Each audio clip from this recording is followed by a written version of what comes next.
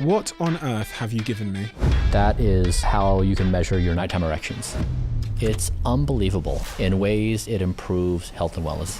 Bryan Johnson is back. The billionaire who's spending $2 million a year to stay young forever through algorithmic precision. This is the most impactful humanitarian project ever.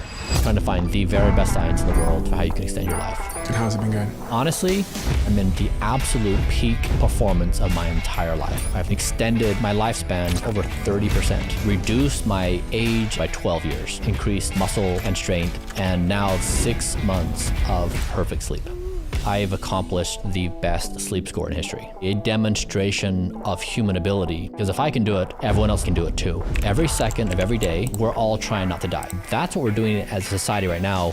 It's not working very well. But if an algorithm could manage your health and wellness for you and achieve near perfect health, would you opt into that? Because we found it. But what can the average person do? One thing that works is... Really? Yeah, it's like the super of superfoods. There you go. Well, that is not how you're meant to have that. And what comes next? The best is yet to come. Kate Tolo. Kate, will you come on out?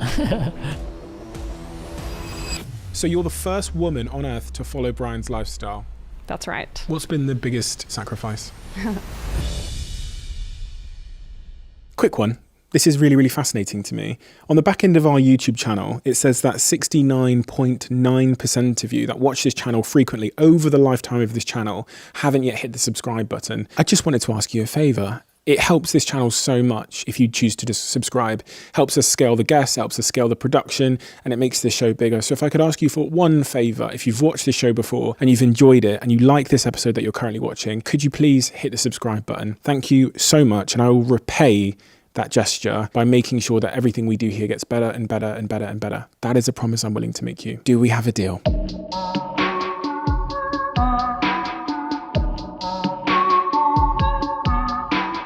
Bryan, you're now coming up on almost 3 years since you started Blueprint, which is your sort of anti-aging, life-extending longevity protocol. Is that accurate? That's accurate. Give me a overview of the benefits you've been able to achieve in those 3 years. I legitimately have never been happier in my entire life. Why? It's like when you have a series of bad nights of sleep and you're eating poorly and you sleep poorly, in a week or two, you just normalize to that new norm. You don't realize what you've lost. It just becomes invisible to you. And then when you bounce back after a really great night's sleep and you take care of yourself, you make the observation, this is the most remarkable thing ever. I wish I could exist like this all the time. And I've hit that state where I'm in the absolute peak performance of my entire life. I've never been as well rested. I've never been as with greater clarity of mind. I've never been more calm emotionally. I'm not provoked. I'm not irritable. Things that I struggled with before. It's true that you don't know how bad you felt until you feel good. I can relate. It's dealing with oneself is the most challenging thing. This is from my experience. The most challenging thing in my existence is understanding my own self. Like trying to map out where I'm self-aware and where I'm unaware, where my self-awareness ends, and what I've normalized to and can no longer see, what status quo hides from me, what biases I have in my brain, what blind spots I have. I'm blind to so much of reality, and I just have no idea. And the brain plays these tricks on us where we believe with confidence that we're the master of our reality, that we see all things, we feel all things, that if something's missing, we're going to note it. But really, my life has become trying to find out what's invisible to me. What are some of those psychological biases that you think most people still don't realize are illusions? Oh man, it's like my most favorite topic, because we are fooled into thinking that we truly understand our situation, our reality. And there's so many easy tricks one can play. Like even something simple, like if you prime somebody with words like grandmother or grandfather, or like things that trigger thoughts of old age or being slow, and then you ask the person to walk down the hallway to do a task, those who've been primed with old-sounding associated words and young, the old associated walk more slowly, and the young walked quicker. we incorporate all these things into the way we act and the way we think and what we internally generate. And it's beyond our awareness.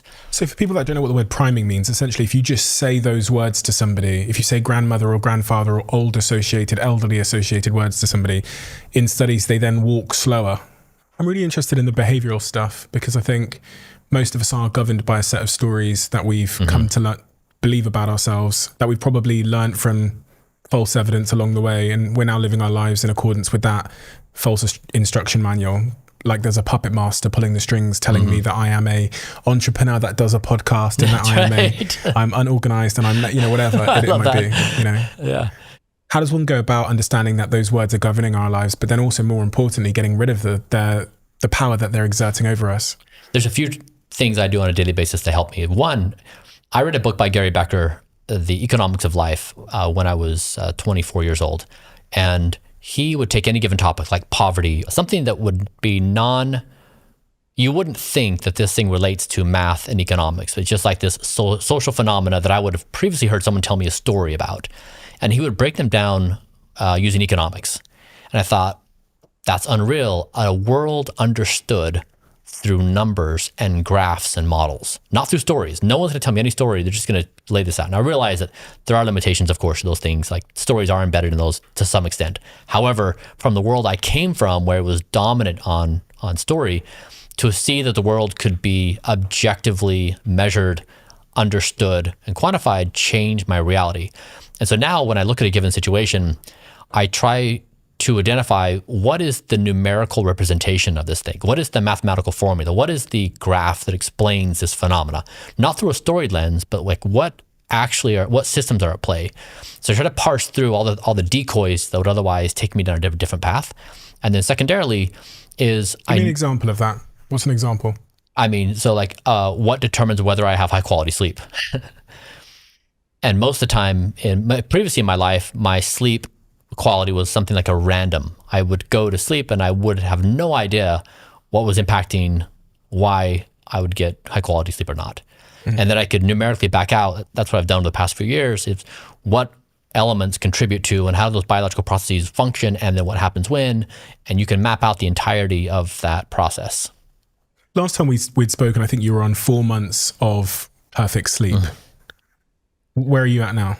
I completed 6 months of perfect sleep. And what does perfect sleep mean for you? 100% sleep score. And that's judged by? My wearable, by Whoop. Okay. And so before I did this, nobody had achieved that series of 100% scores. And many people who have had a device like that for over a year have never once achieved a 100% sleep score. And what I was trying to do was something akin to like a 4-minute mile, or Amelia Earhart flying a plane across the Atlantic, or someone climbing Everest. It was basically a demonstration of human ability that people didn't think was possible. And then once one person demonstrates it, it opens it up for everyone else. Because if I can do it, everyone else knows they can do it too.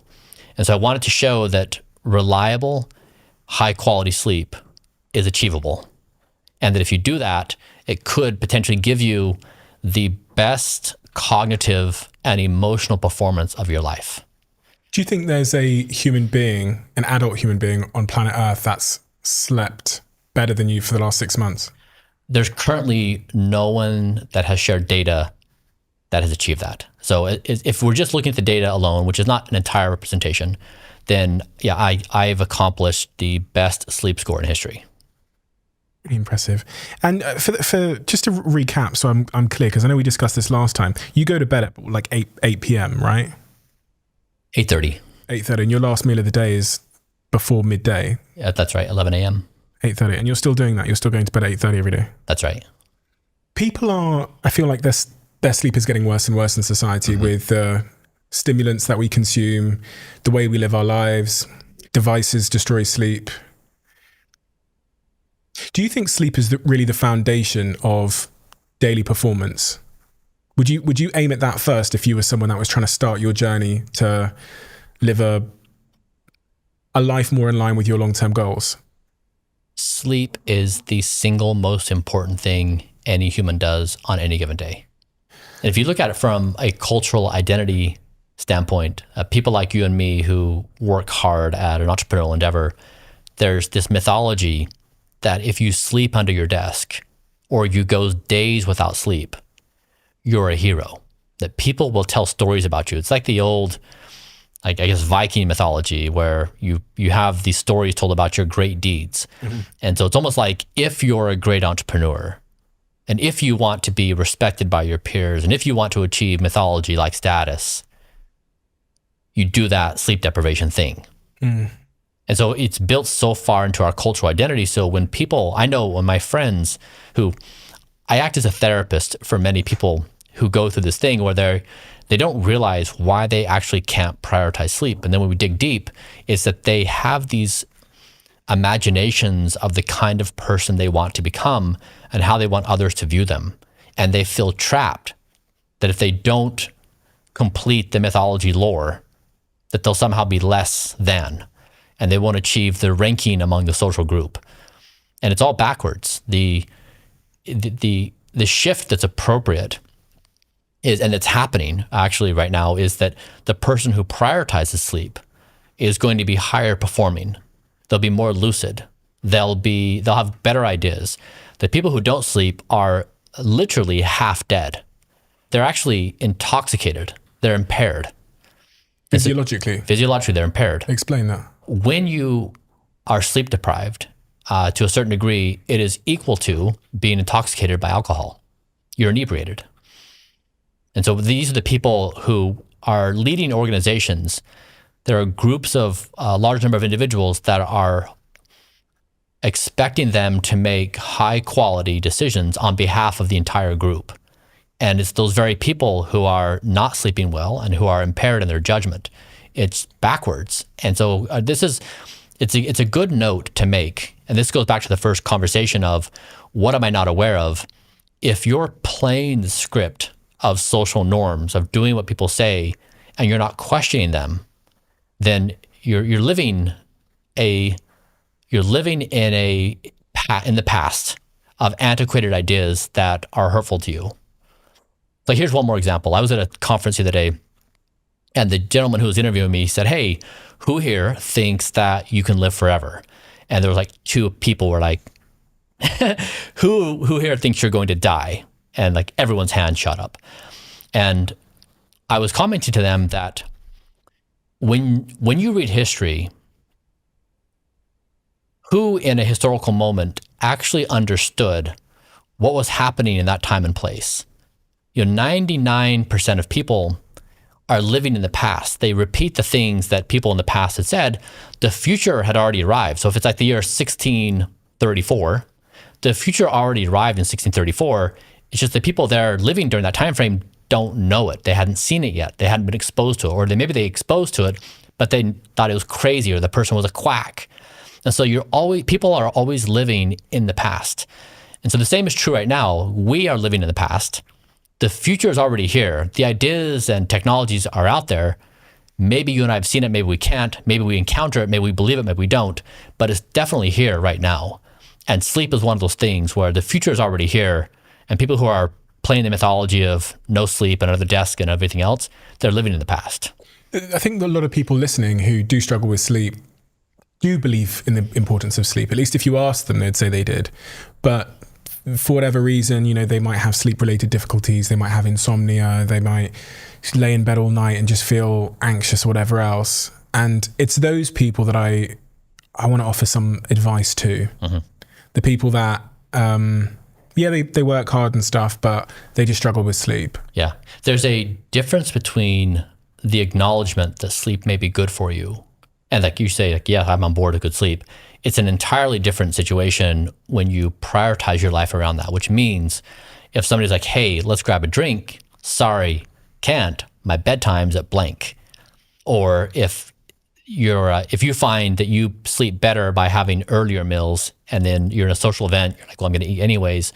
So it forces you to make really hard decisions on your actual lifestyle, which it does. It pits you against social norms, which are uncomfortable. We want to fit in. We want to have friends. We want to be part of the tribe.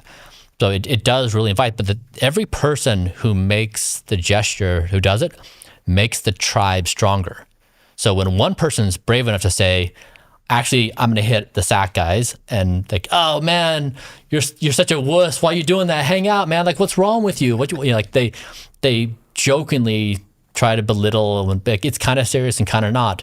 But every time somebody does that and has the courage, there's several others in that group who are like, damn, I now feel empowered that I can say something. And that's the norm that's shifting. But it's the same social dynamics in whatever time you're in. It's just understanding that and not being owned by it. And then I guess the other exception potentially is parents that don't have childcare.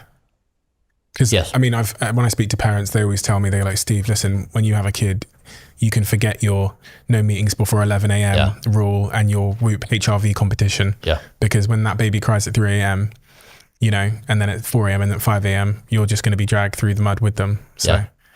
That's true. And having raised 3 kids, I can attest that that's true. Also, you can definitely establish a sleep culture in your family where you can make it understandable that once the child goes to sleep at whatever age, the expectation is they're in their bedroom for that entire duration of time. Absent something, a fire or them feeling threatened for their life, if it's because they lost their toy car under their bed, or it's because they can't find their blankie, none of that justifies leaving the room and entering, the parents' bedroom. So there's definitely things that can be done. You're not entirely powerless, and you can make meaningful improvements by setting the standard for the entire family. That starts with the parents. Like what hygiene do they maintain, and what do they pass on to the children? But it's not entirely hopeless. Based on the way you live your life now, you must look at people and see a whole lot of excuses and a whole lack of responsibility. Everywhere you go, every tweet you get, every comment you see, it must just to you reek of low responsibility, because you're someone that, as you said last time, has kind of given up control of yourself to this blueprint, which really is the essence of discipline, is completely surrendering to that. Mm-hmm. Do you think people are lacking in responsibility and full of excuses about their lives? I mean, who of us are not that? And like any of us who would dare say otherwise are deceiving ourselves. And this is, again, is self-awareness, is we all are self-deception machines. And anyone who doesn't believe that is self-deceiving. Do you still self-deceive? Absolutely. What are you still self-deceiving yourself on? Do you suspect? I wouldn't trust myself in my own pantry with a bunch of junk food. That's why in my house, I've eliminated all self-harm. There's just nothing I can do because I don't trust myself. It's not like I feel like I've created so much discipline and confidence that like put it in front of me and I won't do it. Even though I do it on a daily basis when I'm in social situations, I don't put myself in that environment. But yeah, I mean, my goal is to find where I'm in error in thought and action constantly. That's the gem. That's the treasure chest, is finding out where you've missed. But you can know you've missed it somewhere. I think about areas in my life where I go, right, I know what the right thing to do is, but for whatever reason, I keep not doing the right thing. Yeah. And I keep getting the feedback. Yeah. Okay, you messed that up, Steve. And then, a week passes and I might do the same thing again. The one game we all humans play, every human on the planet is playing, is don't die. Every second of every day, we're all trying not to die. So we look both ways before we cross the street. We have carbon monoxide detectors. We don't drink poison, on purpose. Like we do all these things to not die. Now, the weird thing though is I can look both ways before I cross the street and also be smoking a cigarette. And that's just the nuances of the human mind. But what I wanted to do with Blueprint is I wanted to say, okay, if you really don't die to the absolute extreme, I'm going to measure every biological process in my body and find out where every cell is aging, like where dying is happening. And then I'm going to identify all those behaviors, and I'm going to try to eliminate every behavior that contributes to don't dying. So what is possible in 2023 for the ultimate effort of don't die on every front? And that means no excuses ever for anything. So a 6-month sleep score, like you basically have to say, this is in stone. It's not going to be changed under any circumstance because I'm trying to prove a point of what could be done with the science in this moment. It's funny, when you said about the cigarette example, you'll cross the road, you'll look both ways to make sure you don't get hit by a truck, but you'll be smoking. The way that I interpreted that is, okay, we don't want to die, and we all want to sign up to don't die, but none of us want to sign up to don't live.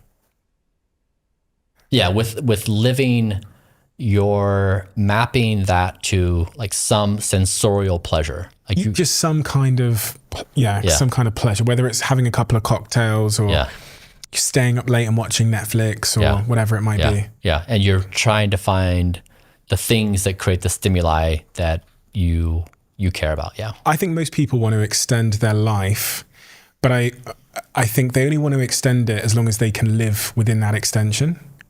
And obviously what you've chosen to do is to extend your life and make bigger sacrifices than the average Joe would be prepared to make.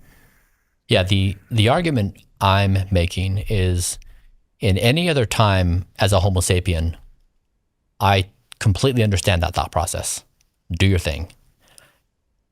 The difference right now is we're baby steps away from superintelligence, which means for the first time in the history of Homo sapiens, we may not die. And so I'm arguing that only in this moment does it make sense to take these extreme measures. Because before, you can easily say, look, I'm willing to trade 10 years of end life for this version of life now. Reasonable, understandable, sure. But in this moment, you may miss out on the most spectacular existence in all of history. So why do that for some cheap thrill? What's that spectacular existence I might miss out on? It's complicated, definitely complicated to be human.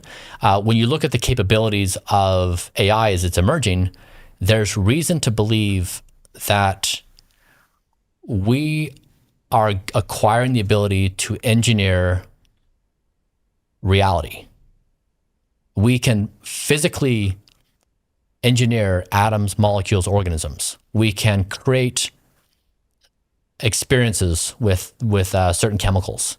We can program visual, digital realities. Like we have our fingers on the ability to engineer and program the entirety of our reality increasingly. That opens up an expanse of opportunity that is so far beyond our imagination, we can't even begin to pretend like we understand. Okay, this is something I've never mentioned before. In 2023, I launched my very own private equity fund called Flight Fund. And since then, we've invested in some of the most promising companies in the world. My objective is to make this the best performing fund in Europe with a focus on high growth companies that I believe will be the next European unicorns. The current investors in the fund who have joined me on this journey are some of Europe's most successful and innovative entrepreneurs. And I'm excited to announce that today, as a founder of a company, you can pitch your company to us. Or if you are an investor, you can also now apply to invest with us. Head to flightfund.com to gain an understanding of the fund's mission, the remarkable companies we proudly support, and to get in touch with me and my team. Legal disclaimer, Flight Fund is regulated by the FCA, so please remember that investing in the fund is for sophisticated investors only. Don't invest unless you're prepared to lose all of the money you invest. This is a high-risk investment, and you are unlikely to be protected if something goes wrong. There is no guarantee that the investment objectives will be achieved, and as with all private equity investments, all of the investment capital is at risk. This communication is for information purposes only and should not be taken as investment advice or a financial promotion. What are the concerns though? If everybody gets older, isn't there going to be like huge disparities in like wealth and stuff? Because I read some stats that the global share of wealth held by people over the age of 65 is increasing. In 2020, people aged 65 and older held 35% of global wealth. By 2050, they're projected to hold almost 50% of global wealth. Isn't it going to be the case that if we're all living longer, you'd imagine, like, think about some of the richest people in the world now. They would just accrue more and more wealth. Older generations would have more wealth and younger generations would have very little. There'd be this kind of disparity within society. The 250-year-olds will all be like billionaires. Yeah, that's just an engineering problem. It's public policy. So do Do you believe in like a universal basic income where we'd hand money to people? I mean, I don't think it's not a reason to not want the future. It's not a reason to not want longevity. It's not a reason why we shouldn't extend lives. It's not a reason why somebody should be deprived. It's not like if you're wealthy and you're old, you should die. You know, it's like everyone's got this opportunity for life. And if there's a very large disparity and it's getting worse, it's a public policy problem. Do you not think from like a philosophical standpoint that death is part of life? If you look at any sort of animal kingdom, death is part of the sort of a natural attrition that creates new offspring, new mutations, new energy, new ideas, I guess. It has been the system of intelligence that produced us. We have now taken the reins, and we are now the new system of intelligence that's creating life going forward. When did we take the reins? When we started learning how to engineer biology. This is what I spent the past 10 years doing. Is my observation was, after selling Braintree Venmo, it's amazing that we have been able to create the capability set in the digital world. You take a problem that can be solved by people sitting down at a computer and coding software. We can, as a species, we're extraordinarily good at it. Millions and millions of people that can do it and solve problems very quickly. If you take a problem in the physical world, like we say, the coral reef is dying around the world, which is creating a major problem in oceans. How do you make a coral reef that is more robust to heat or to big variations? You need to have the same programmability of programming, of building a new coral reef that can do that sort of thing. If that's an approach to the problem, we need to have those abilities. And so the goal I had was, we need this foundational technology so that any problem in the physical world, whether it be our health, the health of the oceans, anything, building a global biological immune system, we need to have these physical abilities. And so once you have that, you can program physical reality, including conscious states, including Earth health, including our health and wellness. All things become possibilities. Are you talking about Kernel? No, I had a venture fund. Okay. Yeah. What is Kernel? What are you doing with Kernel? Kernel is a way for us to use science and data to build our best cognitive existence. So like, for example, it's easy for each of us to get on a scale and see our weight. And when we see weight is climbing very quickly, we think that's not a good situation because that leads to bad health outcomes and I don't feel great. And so there's like it's a good feedback mechanism for how well am I doing with my health, with my weight. We don't have the same equivalent for our brains. You can get an MRI or you can get a PET scan. They're great, but they're hard to get. They are expensive. It's very laborious to actually do it. We need to be able to acquire information about our brains as easy as it is to step on a scale and get our weight. And that's what we built at Kernel, is it's a bike helmet, you put it on your head, and you find out important information about your brain. I had my brain scanned last week. Have you seen your brain? I have. Of course you've seen your brain. Yeah. Did you find out anything about your brain? I did. I wanted to demonstrate that you could ask a question, what happens when? And then take a given thing about the brain. Like, what happens when I do a psychedelic? What happens when I play a game? What happens when I don't sleep well? What happens when? And all the things we do that affects our brain. And in this case, I was a pilot participant for ketamine. So we ran a 15-person ketamine study. Ketamine is a anesthetic, also used to tranquilize horses, also a party drug. And so I received a dose of ketamine in my arm, and then I was in that experience for 45 minutes. And what we saw was interesting, in that I had my brain measured for 10 minutes a day for 5 days before, during the ketamine experience, and then 14 days afterwards. And I think the most interesting thing is my brain patterns. Like, if you think about the patterns, like, imagine you're looking at planet Earth and there's airports all over the Earth, and you're seeing traffic patterns between each airport. So between Tokyo and New York, there's a lot of traffic. London, New York, a lot of traffic. But between smaller cities, you have just a few planes here and there. There's big traffic patterns in our brains of where activity is happening, and those patterns tell you things about yourself. Like, it sounds like you had some analysis done.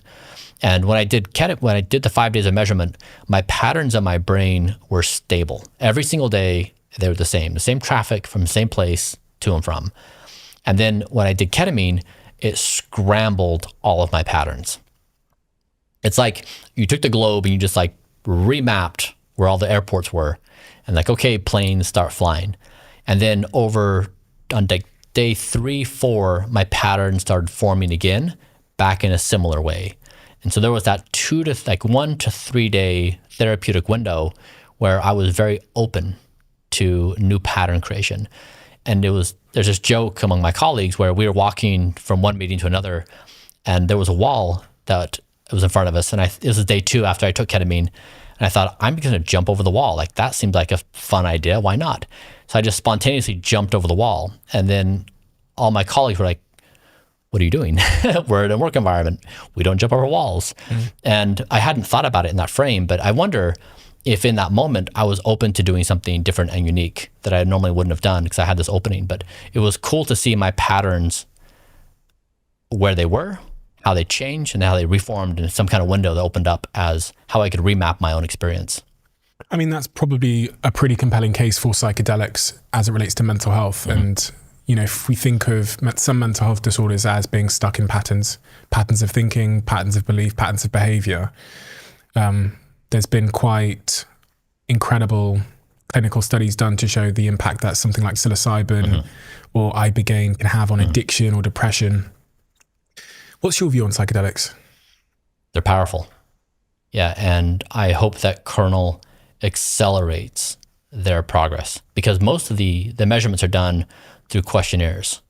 You're asking the person how they felt and their perspective, but we know that our subjective experiences are not terribly reliable. Like after I had ketamine, if I were to use words to explain what I experienced, I don't know. If I'm asked on day 3 how I felt in day 1, it's hard to remember. Now you can journal and try to make more detailed notes, but it's really hard to subjectively account for your brain.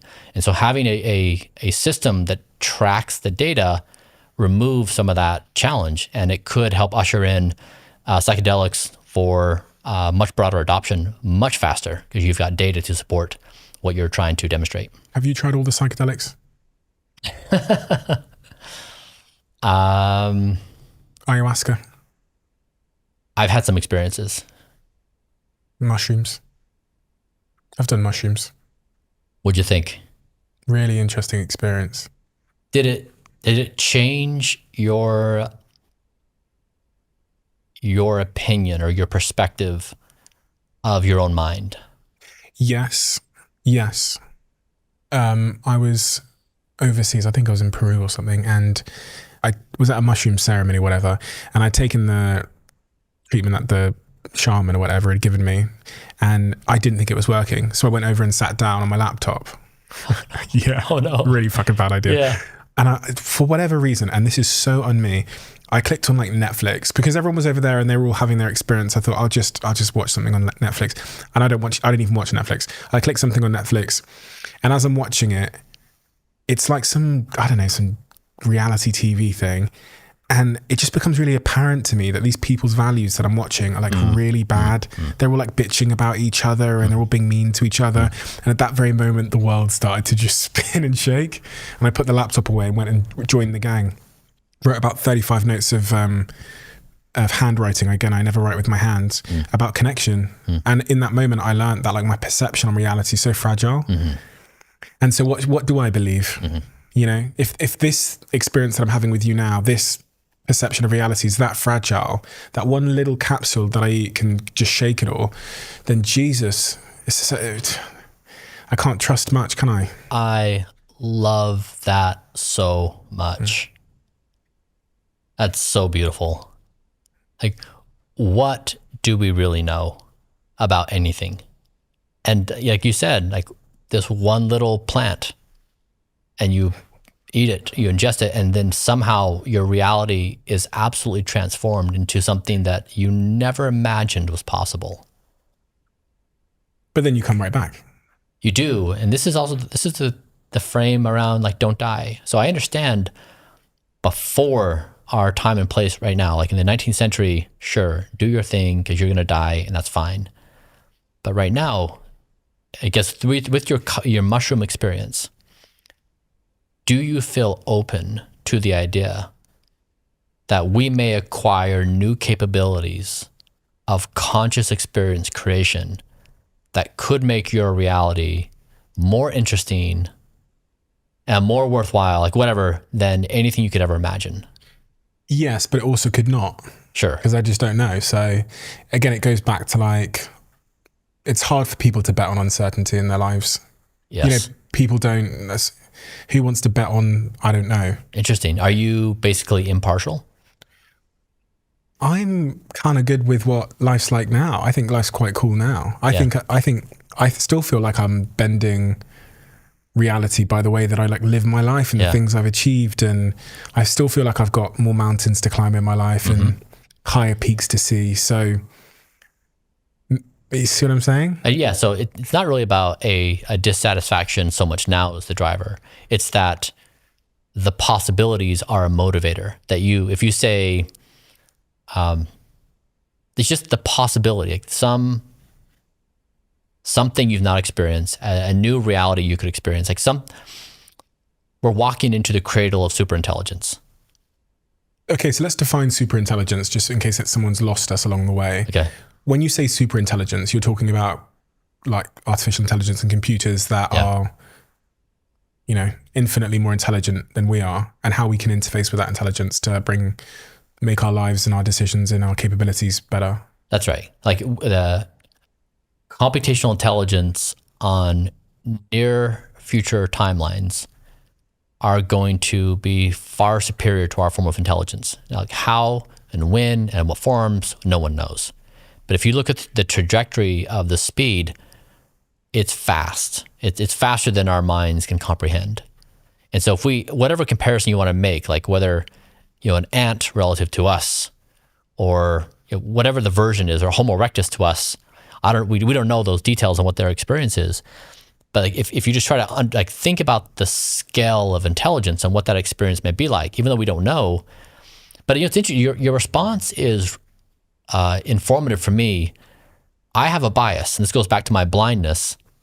I think this idea of walking into the cradle of artificial superintelligence and the ability to engineer all of reality is the coolest opportunity maybe in the known galaxy. What's the most compelling argument you've heard against your do not die position? The one that troubles you the most? I'm entirely unconvinced by any argument that I've ever heard about it. Are you entirely convinced by the do not die argument? I'm convinced through the thought experiment I did. If I try to transport myself to the 25th century, and of course they have a detached, cold soberness, objective soberness, looking back at the 21st century that we don't. Just like we look back in history and we can see with clarity what we're so caught up in this moment, we're blinded by so many of these realities. And they would look back, I'm convinced by my thought experiment that they look back and be like, of course, in the early 21st century, Homo sapiens figured out that they had developed the technology to continually expand their life, and that the Homo sapien culture shifted to the preservation of life. Whereas right now we're all on the death track, and then we play all the fun games along the death track, but you have to shift the entire zeitgeist, where we do the exact opposite of what we're doing today. Instead of embracing and celebrating death rituals, we move entirely to life extension rituals. Do you think living forever is possible, or even reversing age? Yeah. I mean, so basically with all the arguments, I come down to this idea. This is akin to us interviewing Homo erectus a million years ago and asking Homo erectus to make observations on what it's going to be like to be Homo sapiens a million years later, have our kind of cognition, have our technology. Homo erectus would have nothing, like almost nothing useful to say. Do we care what they want or don't want, what they're scared of? Do we value it in any way? Like, it's interesting from just an observational perspective, but do we really think that Homo erectus has wisdom of some sort that would allow us to step into this existence? And that's where I think we're at now, is like we're sufficiently primitive in our thought. I don't believe in anything we say as it relates to the future, because the intelligence we're walking into is so far superior to ours. Why would we even begin to imagine that we can express an opinion that is meaningful? Do you see it almost like we're walking into a different species of human? Entirely. I mean, unquestionably that's happening. One of the really interesting things that's going on is this thing called CRISPR, genetic engineering. What is that? CRISPR, genetic engineering. I know you did some kind of DNA therapy, didn't you? I did my first gene therapy. Gene therapy, yeah. Yeah. What is all of that, and what's the promise that it holds for us?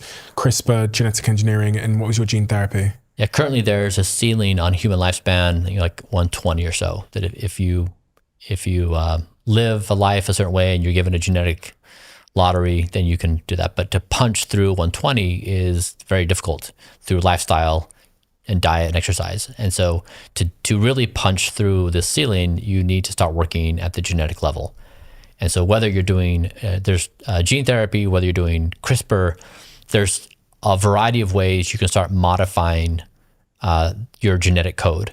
And this has the power or potential to punch through the ceiling. So explain that to an idiot. Gene therapy is injecting genes into you, someone else's genes that have been made in a laboratory, or? Yeah, so this one is, I just got 2 injections on either side in my obliques here.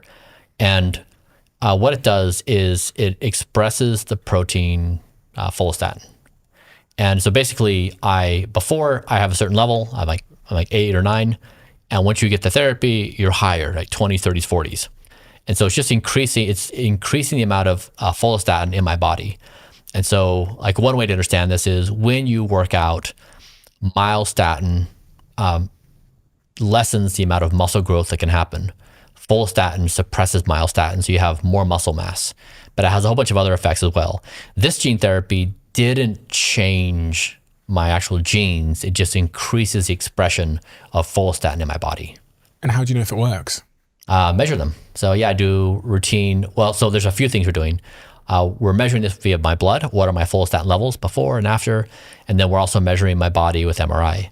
And so because I'm the most measured person in history, we have this interesting vantage point where we can see across my entire body, from my muscle and my fat and bone and speed and DNA methylation patterns from my speed of aging to my brain health. Like we're looking at hundreds and hundreds of data points to see what effect it has. And have you found an effect yet? Our first results are coming back next week. Someone like me who is, on the high street per se, what are the supplements that are on the high street that do actually work for anti-aging? Because people talk about NAD plus and stuff, and there's all these clinics now popping up all over London where you can sit in the chair for 2 hours and have the little drip in your arm and stuff. And I did it once because my friend had opened a place, and I had a very hot chest, like a burning feeling in my chest. I don't know if it's done anything for me. So I've just got it goes back to what I said earlier, you just got to kind of believe in it or not, like a religion. Yeah. I mean, it's best to measure it. So you're trying to change your intracellular NAD. I'm sure other people have measured it though. So does it work? The drips don't. The drips don't work. You want sustained levels of NAD. And so we extensively measure my NAD levels, and we've tested NMN, we've tested NR, we've looked at all the different modalities. You want sustained levels. So my levels when I first started, I think they were equivalent of something like 47 years of age. And now they're reliably age 18. Like I have age 18 levels of NAD, intracellular NAD. And we dialed that dosage in because I was able to measure it. And the challenge, of course, is when you do these things haphazardly, get a drip or whatever, it's what you're saying, it's a story. It's it's clever marketing, it's happy faces, it's what your friends are doing, but it's not based on any reality. You need to see it working in your body. Otherwise, be careful when you're doing it. So the only reason it doesn't work is because it's not sustained, but it would work if it was sustained. So if I did that every week, then it would work. You also have to consider the half-life. Okay. So I don't know all the data on the drips. I know the data much better on NMN and NR. But those things then, you take them orally? Yeah, orally every day, twice a day, yeah. Twice a day, and those things work? Yeah, they reliably maintain my NAD, my IC NAD levels at an 18-year-old level.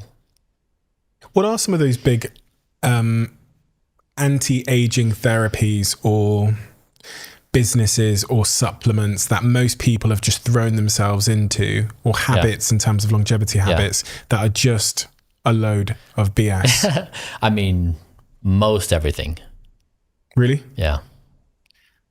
Yeah. Give me some examples. Everything listed on the Blueprint website is 3 years of our effort to try to figure out what has scientific evidence, what can we do in me and measure it and then communicate that out. Yeah, because I want to make sure I avoid false advertising. That's right. I got suckered down to do that bloody NAD drip thinking I was going to be an 18-year-old. That's right. So I don't want to do that again. Yeah. What do I need to avoid? I mean, for example, one thing that works is extra virgin olive oil. Well, here's one I brought with me earlier. Yeah, so you sent me this. I did. I sent you that. In the post. Yeah, I mean, so we tried to... For anybody that can't see, I've got a black bottle of extra virgin olive oil that Bryan had sent me about a month ago. And it says on the front, Blueprint Bryan Johnson Ultra Premium Extra Virgin Olive Oil. Completely all black bottle. It looks like a wine bottle.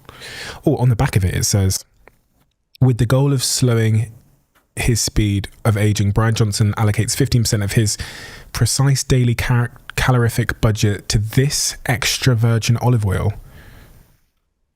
It is rich in polyphenols, which studies show can potentially safeguard against various cancers, cardiovascular diseases, diabetes, and neurodegenerative conditions by providing better reduction of oxidized LDL than regular EVO. Extra virgin olive oil. Interesting. So that's the question, what things can I do in my life that are easy and actionable and have a high impact? Extra virgin olive oil is very close to number one. Really? Mm-hmm. Why? Because of all the things it says on the back? Yeah, there you go. That is not how you're meant to have that. It's spicy. Yeah. You put some pepper in there. That's what premium olive oil tastes like. It's good oil. It's good virgin olive oil, but nobody should. It's not nice to drink extra. Oh, it feels quite. It's very. It's quite thick and smooth. Mm-hmm. Interesting. Yeah, peppery and smooth. If you look at the evidence we just shared about what this does, it's unbelievable in the ways it improves health and wellness. It's better than Ozempic. Really? It is. Okay, so explaining what Ozempic is, that's a diabetes drug that people are using to lose weight. Yeah, so it's like Ozempic is like the fire alarm. And so, for example, there's a study where people lost 5.2 pounds taking consuming Evo for 9 weeks. In addition to what they're currently eating? Yeah. Yep. And when you say taking, what do you mean? Just sprinkling it on top of my food, or? Yeah. I think the quantity for that study was 45 ml daily or something like that. It's between 45 and between 30 and 60 mLs daily. But there's things, for example, like it reduces by over 60% invasive breast cancer. It reduces your blood sugar levels by 60% post a meal, and your oxidized LDL levels. This is the bad thing in your body that's causing damage, by 80% post a meal. So I have a tablespoon with every single meal, and it's like the super of superfoods. And the problem is most of the olive oil in the world does not meet the quality thresholds to make it useful. So you think you're consuming olive oil that's actually having the health benefits. If it doesn't meet very specific criteria, it won't do it for you. So where do we get it? This is what I've tried. This is why I solved it, because we basically trying to find a olive oil that you can verify meets the specs is very challenging. So we built a supply chain across both hemispheres to acquire the best olive oil in the world, to make it just easy. You can trust it, the data is shared, and the health benefits are supported by evidence. And this is available online? Mm-hmm, yeah. Everyone can buy this? Yeah. It's exciting. But that's an easy one to do. Go to bed on time and drink your olive oil. You've got something down there on the floor, but you wouldn't tell me what it was. What is it? Yeah, I brought you 2 things today. Okay. One, I brought you a test. Okay, what is it? This test. Okay, that's the test. It's your speed of aging test. Oh, shit. So you should, everybody should know 3 things. How much you weigh, how fast you're aging, mm-hmm. and the duration of your nighttime erections. Is that what the other thing is? That's the other device. Oh, shit. So The Basically, duration. yep. So both these are going to give you a good baseline with where you're at in life. So how do I do this? I can administer. Oh wait, yeah, I can administer that test for you if you want. So what it requires is we'll prick your finger, Yeah. get a little blood, Yeah. put it on the card, Yeah. and then we'll send it to the processing to the center where they're going to process it, and you'll get your results back, and it will tell you how fast your aging clock is internally. How does it know that from a prick of blood? Because your body leaves chemical signatures that reveal the data. Okay, and then I can reverse that presumably. Yes, But- yes, exactly. So if let's say you get a result back, and let's just say it's 1. So you're aging like a normal person would, average person. You could potentially slow your speed of aging to 0.6, which means while all of your friends are aging at a normal rate, you would get September, October, November, and December for free. I'd love that. Yeah. How? Olive oil, good sleep, exercise, a good diet, don't It's smoke. the basic stuff. The Basic stuff. And what is this other contraption that you've That given me? is how you can measure your nighttime erections. I mean, where am I going to put that? Yeah, so you put it on your shaft and just gently, yeah, there you go. Gently pull that. And so there you go. Put it on the mic. Yeah. There you Mine's a go. little bit bigger. Have you got do you have a bigger one? Yep. And then you put it on the base, and you put it on, and you presume that it's going to be an irritation. It's going to bother you. You're going to feel it. Once you put it on and you go to sleep, you can't feel it. You don't know. What does it do? Like vibrate in the night or something? So yeah, no, so there's no vibration, but you have erections throughout the night. Yeah. And when you become erect, the expansion of your penis will be captured by that device, and it will show how many erections you had and for what duration and what strength. And I've got you. So you go to sleep, you put your penis inside it like that, and then when you have an erection during the night, it'll expand and log it. yes, And it'll keep logging it every time you have an erection in the night. that's right. And then we'll tell you had 4 erections tonight, that during that duration of sleep. They were 47 minutes, 31 minutes, 55 minutes, and whatever, and of this strength, of this quality of erection type.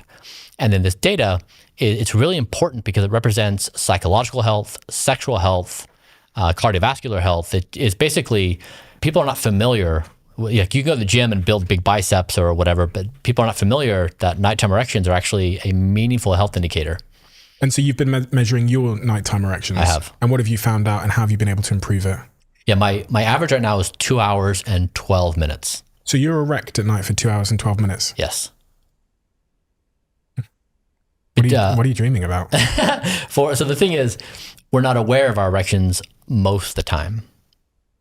And so my current erection amount is equal to roughly my chronological age. For me to be equal to an 18-year-old, I would need 3 hours and 30 minutes Interesting. of nighttime erections. So that's the goal we're trying to achieve is we're basically, I mean, no one's ever done this before. We're trying to figure out, can you improve nighttime erection? Do you put this on your penis every night? No, I'll do it 3 to 5 days in a row. So most nights of the week you'll put this on your penis? I'm sorry. So I'll do, for example, in like, Oh, okay, like for 1 month. yeah, Okay, in like a month Okay. or 2 months, I'll do it for like 3 to 5. And it depends on what therapies we're doing. And so what I coupled up with that is we're trying to, Come on, Brian, grow up. I'm just playing with it. It's just interesting. yeah, I coupled this up with focused shockwave therapy.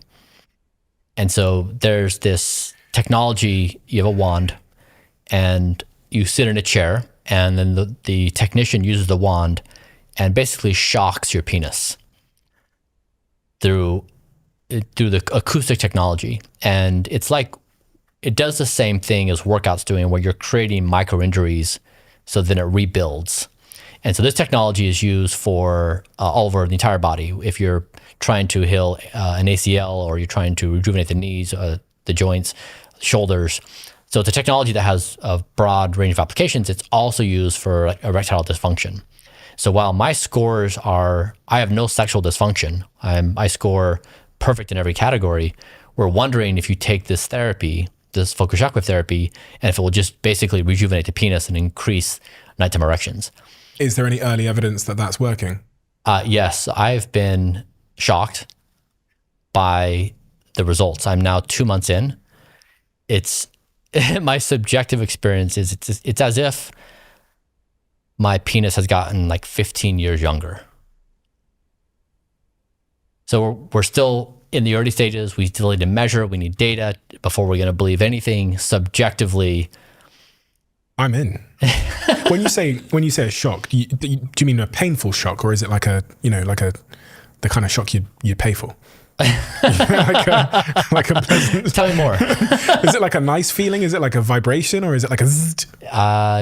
Is it painful? It's painful. Yeah, Oh, you need to be focused. Like you need to do pain management. Yeah, it's interesting. It's like maybe a 7 out of 10, but then once you get to the tip, it's like no, they've got to shock the whole thing. Yeah, it's like a 9 out of 10 because the tip you have improved sensitivity, so it generates, in addition to what we're trying to do with the nighttime erections, it also improves erection strength and orgasm pleasurability. So it has all kinds of benefits. I'm trying to figure out physiologically what's going on there. So you shock the penis, you give a big electric shock to the penis, and then it rebuilds like a muscle would. Yes. And that causes it to be more effective going forward. Yeah.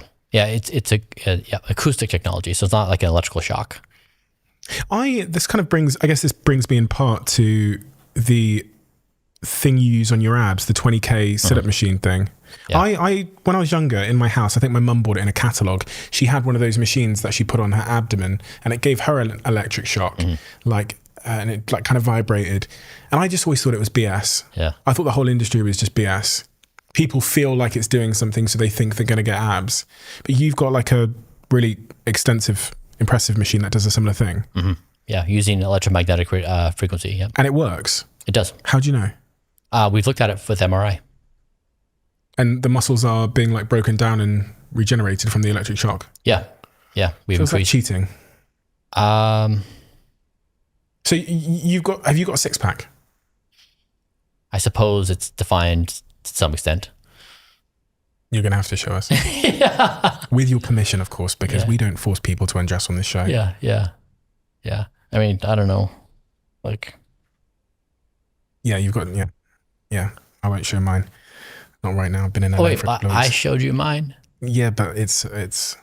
I know. You've been doing this for 3 years. It's fine. Yeah. I'm new. I'm going to work my way up with the penis shock thing, and then I'll. Can you imagine being in a conversation and everyone else knows their erection, the nighttime erections, and you don't? Like, can you imagine the embarrassment you'd feel? No, I can't imagine. No one I know knows how long they're erect for a night. I'm playing because it's of course it's a novel idea. Nobody measures their erection, so it's not part of a social norm. But you can imagine the humor of you finding someone having a casual conversation of like, yeah, I had a really great night, sleep last night, new peak record on erection duration and erection. No, it's going to become a thing. I know it is, because sexual health and sexlessness and relationships and libido are actually a really big topic at the moment for a lot of people. I've been in relationships where there's been libido issues and things like that, and I've got friends that have got libido issues and sexual health issues and things like that. So we joke about it, but it's not a joke for a lot of people, and it can lead to relationships breaking down and families breaking down. And so I do think it's a serious topic. And if this therapy can help people get their erections back and bring their sex life back, then that's an amazing thing. Yeah. The testimonials of the technology are pretty compelling. People with ED, that it's causing a significant problem of their own self-confidence, of their partners. It's a big deal. Like when you can't get erect, it's a very big problem. Your penis is 15 years younger, you believe? I mean, this is a subjective assessment. It's just like, as you age, your body becomes less firm and more saggy, right? Across muscle, skin, penis, like you just lose structure across your entire body. and it's improved the structure of my penis. Your hair looks like it's changed as well since we last spoke. You look like you've got a fuller head of hair. What's been going on there? The protocol I have is I do platelet-rich plasma every 30 to 60 days. So that is the process where you draw blood from a vein, you spin it up, and you separate the blood from the plasma. You take the plasma, and then we add A-cell and dutasteride. So it's a concoction of plasma, A-cell, dutasteride, and it's a total volume of between 13 and 15 milliliters. And then it's injected across the entire head, or in the areas that would be balding. And then I also do red light therapy daily, which we spoke about. Wear that cap for 6 minutes. And then I have a nightly concoction that includes a few things like minoxidil and a few others. This is all on my website. So the recipe, the protocol, it's all there for everybody. But yeah, I mean, I started losing my hair in my early 30s. And it's really hard to, with my genetics, it's very, very hard for me to maintain hair. So I've had to work very hard at it. What is hair loss anyway? Why does our hair recede? What's going on? And it doesn't happen in women. Yeah, I know. You typically. Yeah, it's really quite annoying that it's such a big problem. I wish I didn't have to pay attention to it as much as I do. Why? It just requires constant attention. And the technology is not that great yet. You know, like you're basically trying to slow the process. You're trying to improve follicle strength. You're trying to prevent future damage, but it's not like something like a gene therapy where with 2 injections, your levels go up 3 or 4x the production of that critical biochemical in my body. It's not the case. There's technology people are working on for cloning. So you take a few of your follicles, you clone that, and you put them in. So basically like doing a hair transplant, but you're cloning. You're doing your own hair. So there's other technologies that are emergent that are promising. They're just not on market yet. So yeah, it's hard, and it's like as a man, being bald is a meaningful thing, right? It's a significant psychological situation. So like if you tick through the issues of like a man would really struggle with psychologically, being bald, not being able to have erections, like those are like 2 of your top 5 things. And so I hope that the things I talk about publicly help break the stigma around it so that people feel hope they can do something about it. They don't have to hide it. It's challenging and it's heavy to deal with it. What do you think about air quality? I've been thinking a lot about this. I had James Nestor on this podcast. He was talking to me about the harm of like in-room CO2 and stuff like that. Yeah, I agree. My house I have devices around the entire house measuring those things every moment of every day. And I have air filters in every room. And so the air quality in my house is pristine. In Los Angeles, the air quality is not great. And so I typically will avoid significant outdoor activities on days where the air quality is particularly bad, but I'm always aware of it. So I have monitors in my house that tell me the outdoor air quality and the indoor air quality in every room. What's the harm that you're trying to avoid? It's damaging. There's like the P2, 2.5. There's a few things that are very damaging, and they can get lodged, for example, in your lungs, and it's very hard to get it out. So there's a lot of sustained damage that's just hard to undo. Kate. Yes. Kate Tolo. Is that her name? Tolo? Kate Tolo. Kate, will you come on out? Kate is a 27-year-old former fashion strategist and is Bryan's chief marketing officer. But she's also the first woman to ever sign up and follow the Blueprint way of living. And Kate is here. Health, wellness, or medical entrepreneurs, I'm joining your industry to fix the outdated and unfair business models that you have been victim to. I'm really excited to announce that I've become an investor and co-founder in Until, which is a disruptive new solution for all of the frustrated, undervalued, and underserved health, wellness, and medical entrepreneurs that are trying to grow their business. If you're a well-care entrepreneur looking to grow your business, the link is in the description to join the waiting list. We accept roughly 20 practitioners every month. We have multiple sites opening all across London. And I really believe if you're in that industry and this sounds like something that might be of interest to you, then this is for you. Just a quick interruption for a brand that is very close to us here at the Diary of a CEO, who are sponsoring this episode of this podcast, and that is British Airways. If you're like me and you love a good deal, I think you're going to want to hear about this. The British Airways business class sale is in full swing, and the potential savings are enormous. We're talking savings of up to £1,000 on a return business class flight to places like New York, Boston, and Chicago. Plus, you can save even more on their incredible packages to both the USA and to Europe. That includes those premium business class flights and a luxury hotel stay. There's something different about flying business with British Airways, as I think you guys will know if you've ever done it. It's not just the seat that converts fully into a flatbed, or the menu, or the fact that you can watch the Diary of a CEO on the in-flight entertainment system. It's the personal touch, the experts that make you feel relaxed and at home in the sky. And here's the thing, you've got until the 13th of November, so don't sit on it. Head over to ba.com to find your deal now. Okay, so Bryan, who is Kate to you?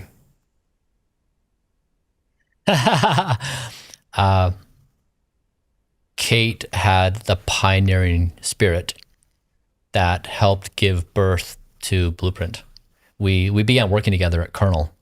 We were focused on measuring the brain and how humans could co-evolve with AI. And we started talking about the possibilities of what Blueprint could be. The project was underway, and we were trying to figure out how we could communicate this. And Kate saw the potential immediately and has been building this with me for several years. Why did you decide to work with Bryan, and why did you decide to develop Blueprint? I grew up in a very small town with a very small field of view. And as I got more experience in the world, that view opened farther and further. And I was in New York, and I was working in fashion at the time. And I was sitting in a cafe, and I'd spent the year learning about AI coming into the mainstream and how is the human species going to deal with this? And I felt very strongly the only way to proceed forward as a species would be to latch ourselves onto AI and to merge with AI in some way. And so I was in this position where I had all of this energy, and I was like, I want to throw it out there into the world. I don't want to do anything on my own. And there weren't many people talking about this as a problem. And one day I was sitting in a cafe, and I got an email in my inbox from Singularity University, and it included a quote from this man, Bryan Johnson, back in 2016. And it referenced merging with AI. And I thought, that's the person that I want to work with and throw my energy toward. And so I reached out to him, and across like every medium. So literally his Medium articles, email, social media, and I never heard back. And then year after year, I just kept pinging him. And then eventually I moved out to LA to work with Bryan. And what do you do for Bryan? You say you work with Bryan. I intentionally keep it very vague because we do everything together. We are two peas in a pod, and from the very beginning, both at Kernel and at Blueprint, we've just done anything and everything that needs to be done. My background is creative, so I lean more toward that side of things, so the marketing and just general brand design, that kind of stuff. But yeah. And you've become the first woman to follow the Blueprint protocol. That's right. Yes.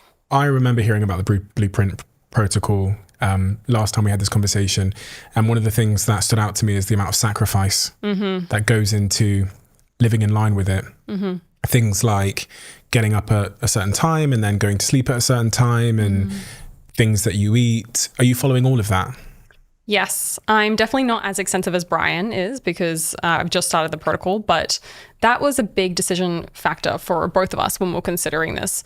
One is it is incredibly laborious on our team to bring up another person. But not only that, it means completely changing my lifestyle. And so when we were contemplating doing this decision, I really gave it a lot of serious thought because I know that the public are going to follow along. You know, it's a really big decision for my life. It's a big decision for our team, for the resources that get put behind it. And so early on, we decided that I was going to do a 30-day trial before we made any of this public to make sure that, am I capable? Am I willing? Is this something that I actually want to take on? And so, yeah, it meant completely redefining what my life and lifestyle is. And where are we at now with that 30-day trial? Yes. So I've done my 30-day trial and I'm on about day 90 of Blueprint. So I successfully did my first 30 days, which was, really, really difficult. And you're day 90 now? Yes. How long are you going to do it for? That's the thing. It's an algorithm. So that was definitely something I was conscious of. This is maybe one of the last decisions I really made because I was deciding to walk into the unknown. Like I didn't know exactly how many pills I'd be taking, what my protocol would be, how many blood draws would I be going into. It was really, am I okay revoking my conscious mind from making this decision making and stepping into the unknown? So what does your life look like now on a day-to-day basis? So this was establishing, the first 30 days was really just the trial. And so we're still in the process of figuring out, we're still in the process of personalizing essentially to my data. But what I do is I try and get 100% sleep every single night. I do perfect nutrition. So I eat the same thing as Bryan every single day. So it's 1,700 calories, perfectly, mapped out. And then I take over 60 supplements every single day. And I aim to get a certain amount of cardio and strength training and exercise in every week. And how's it been going? It was really difficult. It was much more difficult than I expected it to be. Why? The process of doing Blueprint is really about measurement, intervention, and measurement again. So when we did my baseline measurements, there were a couple things that became apparent. One is that people observe me from the outside, and this is how I observe myself as well, so it's not common to other people, but that if things look okay from the outside, things must be okay on the inside too. And so I had a lot of people like saying to me, oh, you surely must be healthy because, you look healthy, so you must be fine. My baseline fitness testing, for example, put me on like an average of like age 60 or age 70, just based on my flexibility, my strength, my, cardiovascular health, all those kinds of things. And then my blood work, for example, a few things came back off, which is to be expected, like my vitamin D and my zinc, which is easy to fix. But then my oxidized LDL came back high, which is extremely concerning because I'm only 27 years old. And these are the kinds of flags that you see early on that can lead to things like stroke or, a buildup in your arteries that can lead to really serious health consequences.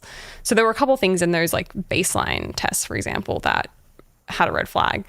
Then throughout the process, I would say that it's because all of a sudden you're given this huge task of looking after yourself to perfection, you come face to face with the things that are in the way of your of living a better life. So your self-destructive tendencies. And so for me, like day one, I had like 3 different existential crisis like moments, where my whole life crumbled down because you come face to face with the things that are in your way that you had never had to deal with before. Like what? So, Bryan talks about evening Bryan, the Bryan that, overate between 5 and 7 p.m. or 10 p.m. Every night. For me, it was priority Kate. I didn't realize before I did Blueprint that my whole life has been structured around helping other people and never focusing on myself. It was like I was completely blind to the fact that any opportunity I get, I would deflect from myself and be like, how are you doing? What can I do for you? Because I realized that I didn't have a relationship with self where if other people couldn't see it, I just neglected it. So in like little things, it meant that I would schedule meetings back to back and I wouldn't make time to, use the restroom or eat or have proper sleep. And then 10 p.m. would roll around and I'd finish work and the only thing that was left open was McDonald's. And so that's what I would eat for dinner. Or, if I committed to hang out with them on a weekend, there was no way I was going to, say that I can't do that anymore just to get enough sleep because, ultimately I cared more about the other people's perceptions than my own actual well-being. People pleaser. Yes. People pleaser, big time. And to do Blueprint, it sounds like it's the antithesis of people pleasing. Yep, I would say so. And It's kind of like that, Bryan references this, but the airplane example where you want to put your own mask on before you can help others. So, in this process, I've slowly learned that I am functioning better and I can actually do more of that people pleasing in a weird way anyway by looking after myself first. What have been although it's just been 90 days, what have you noticed changes? So as far as actual like results and data, it was very straightforward. Everything improved pretty much across the board. So my restorative sleep increased by 19% in 30 days. My flexibility improved, my strength improved. Like my leg press one rep max went from 220 pounds to 360 pounds in 30 days. I did VO2 max testing. So my body's ability to use oxygen. When I first did it at the start of the 30 days, I was put at the 51st percentile. So if you look at like an age graph, you'd be able to predict exactly what age I am. That was spot on average. And then after 30 days, I had increased into the top 7% of fitness for my age and gender, which is huge for me because I'm someone who has never exercised a day in my life before this. I'd never gone on runs. I hated the gym. I'd never been trained in the gym. It was just something that was like the antithesis of anti-Kate, So yeah, huge changes on my end. And my blood work improved. We're still waiting on my oxidized LDL to come back, but generally everything looks really good. What's your take on that and things that have improved and the changes you've seen in her? I think the most interesting and entertaining was the existential crises, where they became so frequent. I would send her messages just like in a joking fashion, like, "Hey, like, hope your existential crisis is going well today. How can I help?" But she really was. I applaud her because she jumped in with both feet, and she was willing to share the entirety of her internal experience. So she didn't try to camouflage any of her pain. She didn't try to be tougher than she was. She was just open and transparent about the entire process. And I think that people around us, the entire team and those observing, drew a lot of inspiration because she was open about everything, about what she was struggling with internally. And she was willing to step into the problem. Like she didn't miss a single day. And that's hard. Like there's a lot of motivation to quit or to take a day off. And so I am really pleased that she gave it a go and she prevailed. It would have been very easy for her to quit. Hey, you're 27. Yes. Sacrifice. Yeah. People think of your 20s sacrifice. They think going out, partying. Did you do that stuff before? Did you like date, all that kind of stuff? Yeah. No, it definitely was a big consideration for me. And like the other thing to add is Blueprint, especially at the level we're trying to do this at, is a full-time endeavor. And so you have to fit this into your existing lifestyle. And so it's really difficult. Even things like, during that 30-day trial, we traveled for work. And I remember we got back one day and it was like 6 p.m. or something like that. And everyone was like zonked after being on the road for 3 days or something like that. And I was like, I got to go exercise now, guys. And everyone was like, what? But that's the thing, like, my data, it demanded it. My body demanded it. And so I was going to do it. It wasn't about, what I wanted in that moment or not. So it is a very intense thing to commit to. As far as like the socializing and all that kind of stuff, yeah, I was someone who, would stay up. I mean, I would stay up working a lot of the time. Like I'm a grind culture child. Like I really did throw myself into it. So I would say that's probably the thing that changed the most. On the socializing thing, like my friends have been so accommodating. We'd go out for brunch still and I would bring my Blueprint tin and just sit at the table while, other people are having their maybe their mimosas with orange juice in it. But yeah, I think there have been easy ways to make it fit into my life, and the people around me have been really accommodating, which is lovely. What's been the biggest and the hardest sacrifice? The thing that you maybe on the difficult days you miss a little bit? It's just so sad, but the first thing that comes to my mind is oat milk lattes. Like I'm such a typical, young person now, but yeah, there's like little, you realize you come face to face with the fact that a lot of life's small joys are baked into the things that you do on a routine basis. And so it took me a while to remap those things. But Did you drink before? No, I mean, I was like a normal person. Yeah. So drinks on the weekend with friends. When you feel a little bit guilty if you quit doing this after everything the team have invested in you, Bryan's faith in you, does that not feel like a bit of a pressure? Yes, it does. However, this was also, you can't let those things drive you when you're on Blueprint. So for example, halfway through my 30-day period, I started to really not feel great. And I would watch my heart rate. You know, as you get better exercise, your fitness improves, it's harder to get your heart rate up. And I was going against this metric of, I need to get my heart rate over 173 beats per minute to hit this vigorous heart rate zone to get my markers up. And I was pushing myself. I was, I documented all this for our YouTube channel and whatnot, but I was at this point where I was crying on the weekend and I was like, I don't know if I can do this. Like, I think I have to give up because I just couldn't get my heart rate up. And it took me a second to realize that Priority Kate had snuck in again, but in this really subtle, backdoor kind of way where I was holding myself to this expectation of I needed to do these very intense things so I could prove to the public that I can do this, and I'm going to be, this Blueprint XX. When in reality, the Blueprint way is actually stop, look at the data. And if I had done that, I really would have seen that my HRV was down, my recovery was down, like my body was asking for a break, but my conscious mind was stepping in and saying, you need to prioritize the viewpoint of others and how they're going to think of you and make sure you just hit these goals regardless of what the data says. So I think that, to answer your question, if I'm people pleasing in that way, I just get in my own way. But if you stop and look at the data, that's where actually the insight comes from. Bryan, why did you want Kate to do this? Did you want her to do it? And if so, why?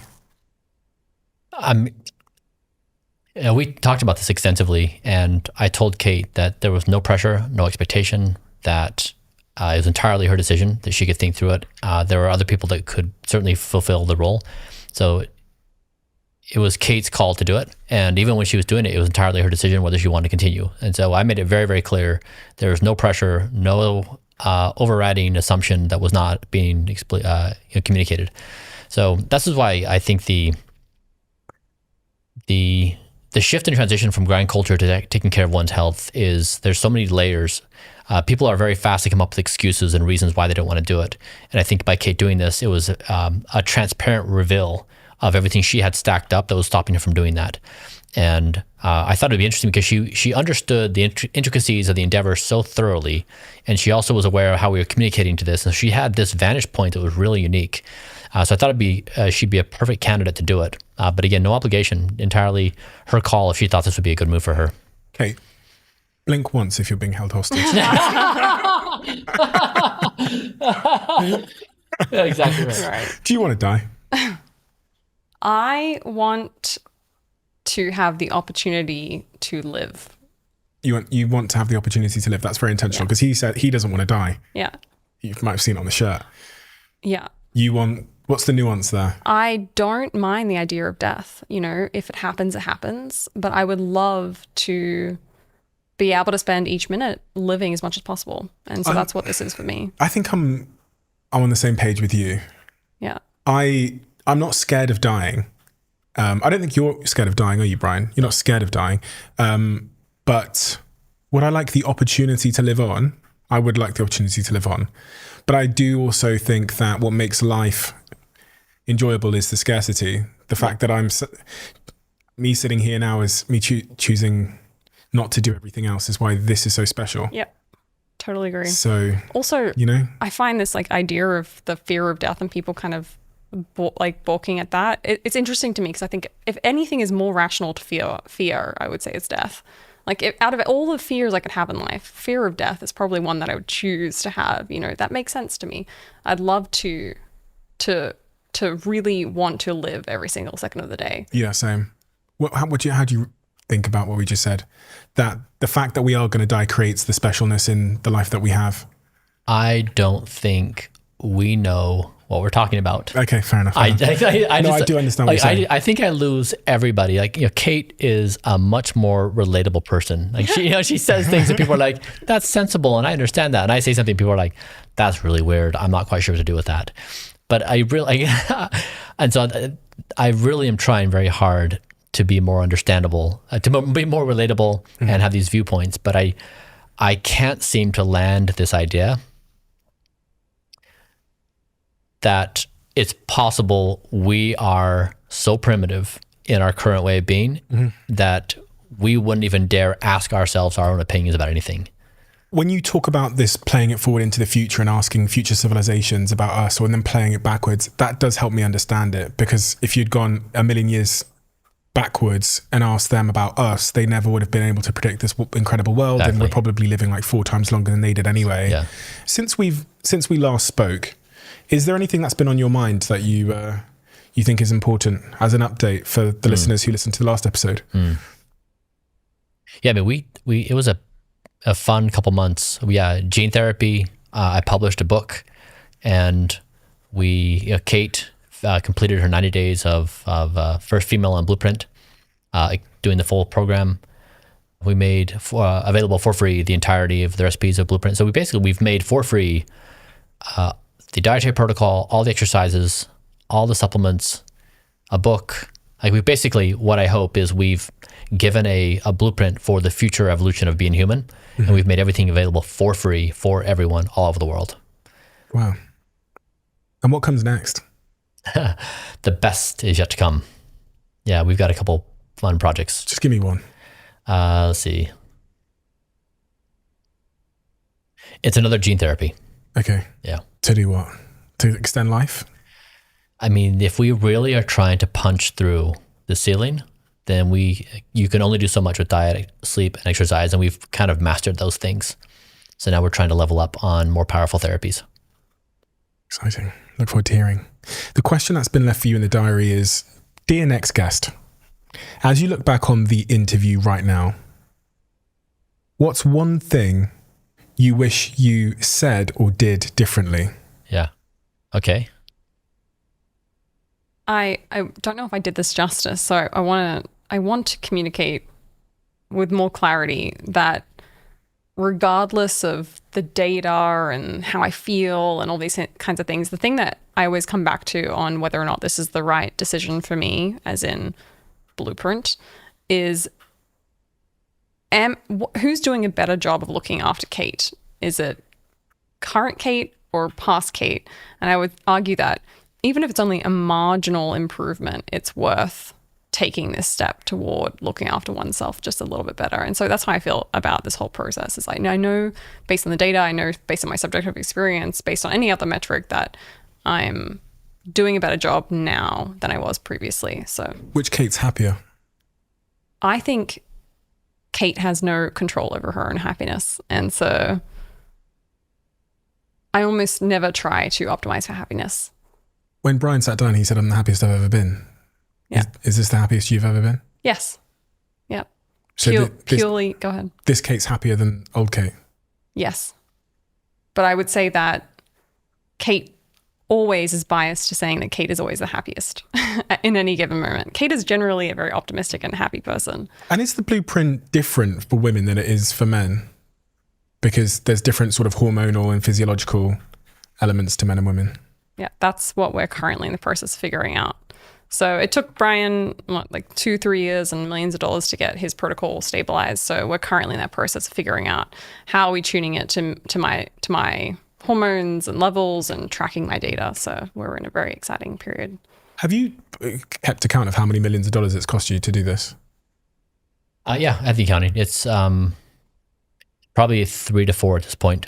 Mm-hmm. Yeah, the majority of that has been on the measurement protocols. It's the scientific research. It's like, trying to get your head around everything that's ever been published, get that structured in a way that's actionable, then doing the measurement. But the actual implementation is very cheap. This is the thing is someone made a comment the other day that this is the most impactful humanitarian project ever, in that the more value is being delivered to more people.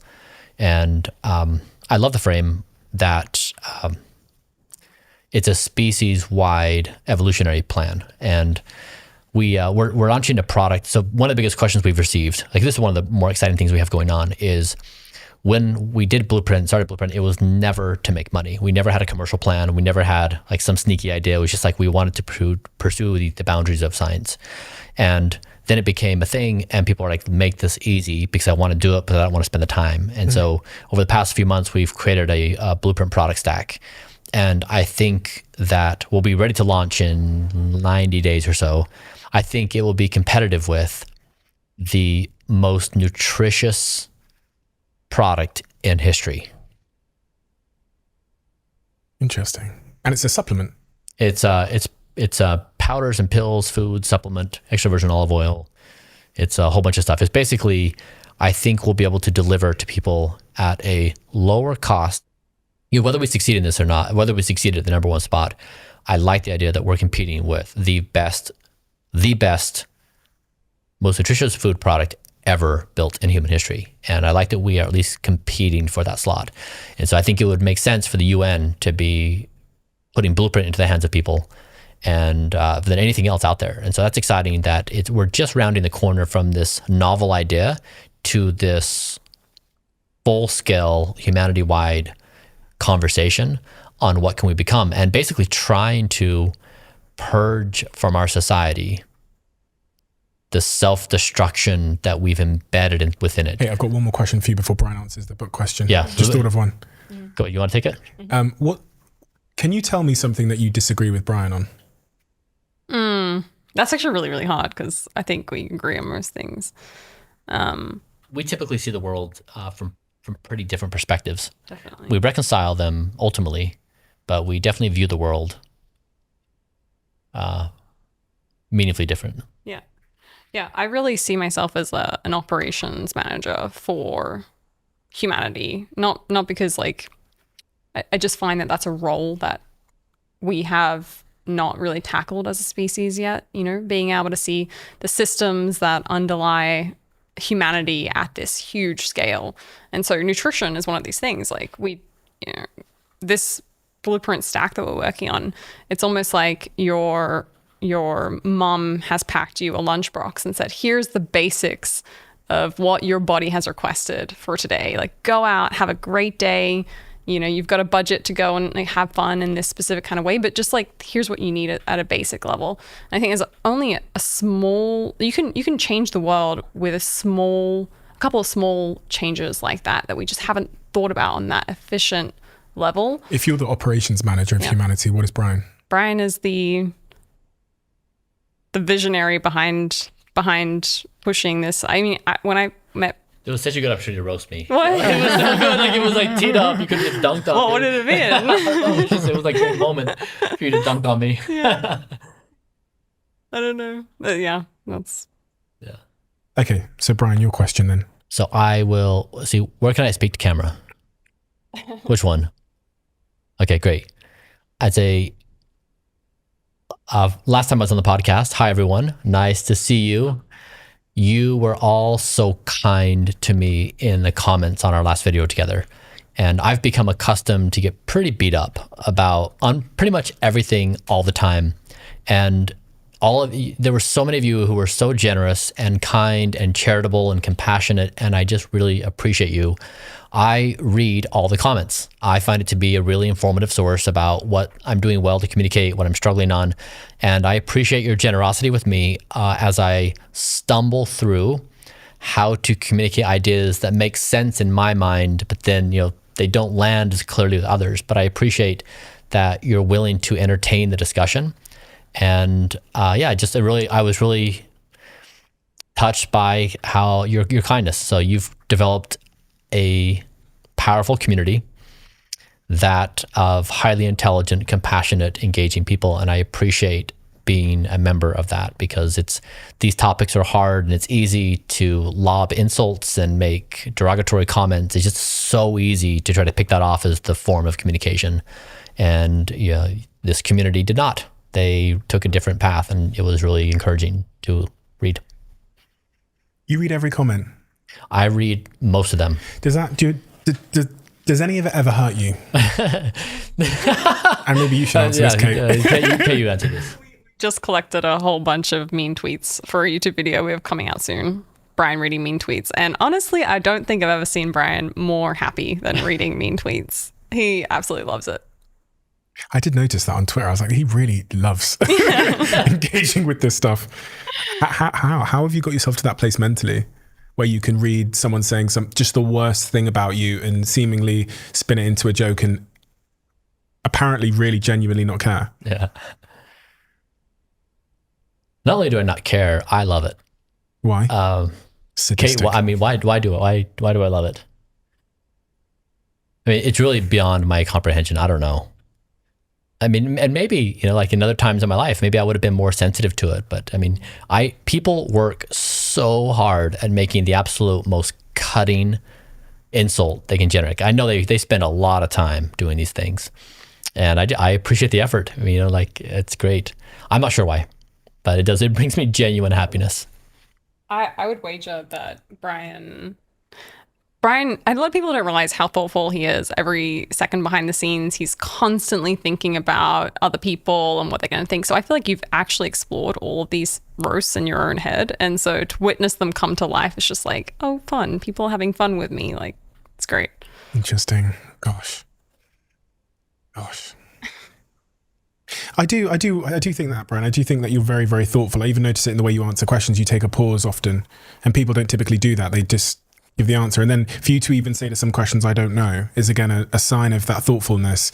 But I always also think people that are that sort of neurotic and thoughtful and always thinking in their head, I think, God, they must be a little bit tortured in some way. Like it can't be a pleasant experience to be that intelligent and thinking about that many things that often, because you're going to end up thinking about some things that aren't so great.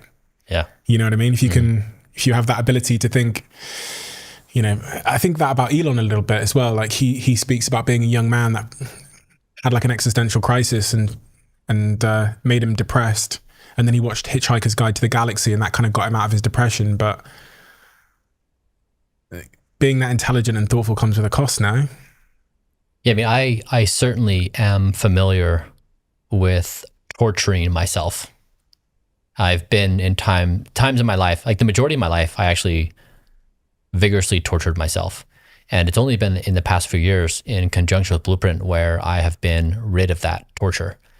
And I think also when people make these biting comments to me, they don't even compare with the comments I make to myself. I mean, in previous versions of me, I was brutal to myself in ways. And of course, I know all of my, I know the underbelly of, so I know how to make the most biting comment to myself.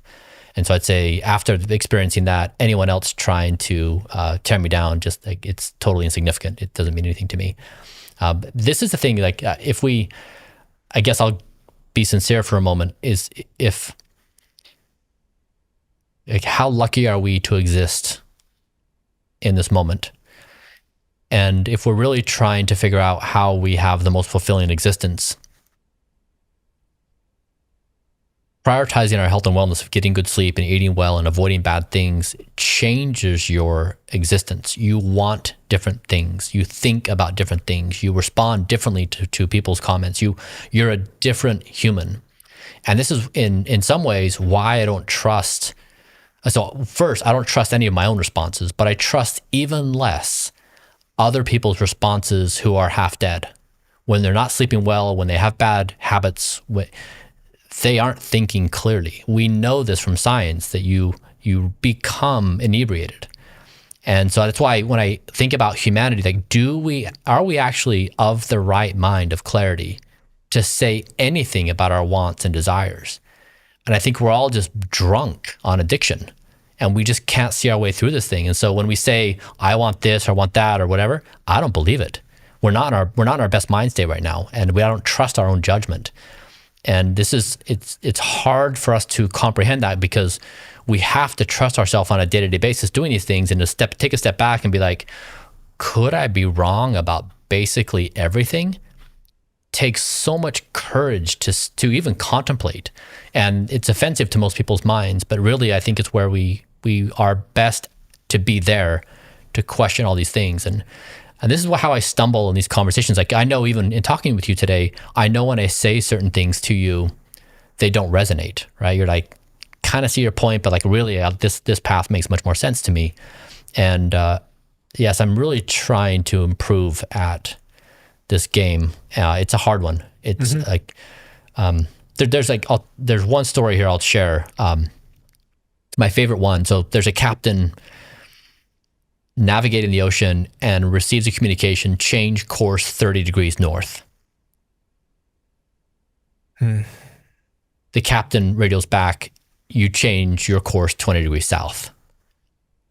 Gets a radio back, no, immediately change 30 degrees north. Now at this point, the captain is irritated, His authority, their authority has been challenged. So the captain radios back, this is fleet commander so-and-so of the battalion so-and-so, whatever, change 30 north. And of course, this has always worked for that person. Always use force and authority and bullying to get whatever their objective is. And the communication comes back, I'm a lighthouse, change course 20 south. In this conversation as a species, we are the fleet commander. Our minds are the fleet commander. We believe we can bully our way through any conversation. Is the future worth living? I'll tell you right now. Do I want this cigarette? I'll tell you right now. Do I want to sleep versus something else? I'll tell you. Our mind has an infinite depth of answers and it knows all things. I think the future could potentially be a lighthouse. When we offer up a response about something we want, feel, think, imagine, whatever, our tactic that has always worked for us in the past, so we can just bully our way through all things, is somehow not going to work anymore because it's a lighthouse. And that's what the future feels like to me, is we cannot use these tactics that have worked for us in the past. That the circumstances have changed so radically. The old rules don't apply. A new game is coming. And like, sure, we don't know what's going to happen. And sure, we don't know if it's going to be positive or negative. We don't even know if we'll have a conception of positive or negative. Like maybe those ideas will even go away. Like we have no clue whatsoever what our existence would be like. And this is like why purging society of this stuff is interesting to me. Like, why would we not wage war right now? Like wage war on this. It's ruining our chances of the future. Like even something like the Halloween holiday traditions. Why are we contributing to the dying of our children by giving them sugar as they walk around from house to house? Like, how are we this foolish? Got our Halloween sponsor. I'm joking. I'm joking. We haven't really. No, it's true though. But that's the way we've designed society. But I'm hopeful about that, because conversations like this, and all the podcasts out there that are having these conversations are changing the dial. I've seen an evolution in myself over the last 12 months of doing this. The types of subjects we're talking about, and sugar and ultra processed foods and sleep and all of these things. So if it's gently nudging me, I'm convinced it's gently nudging my listeners, and there's more shows like this all around the world, and we're all kind of becoming awakened to it because we're feeling the symptoms, the symptoms of that discontent, the depression, the inflammation's killing everybody, and cardiovascular diseases. So I think it feels like there's a slow but certain uprising in society. I agree. I feel that. I perceive the same thing. Thank you so much, Bryan. Thank you so much, Kate. Really appreciate you sharing that with me. So interesting. And I really hope we can have this conversation again when you hit more milestones. Everybody needs to go and get the extra virgin olive oil, because as I said, everybody's been raving about this extra virgin olive oil. But as I said a second ago, I really, really trust yours. So that will be the one that I'm stocking in my house. Thank you, Bryan. Thanks for having us. Thank you.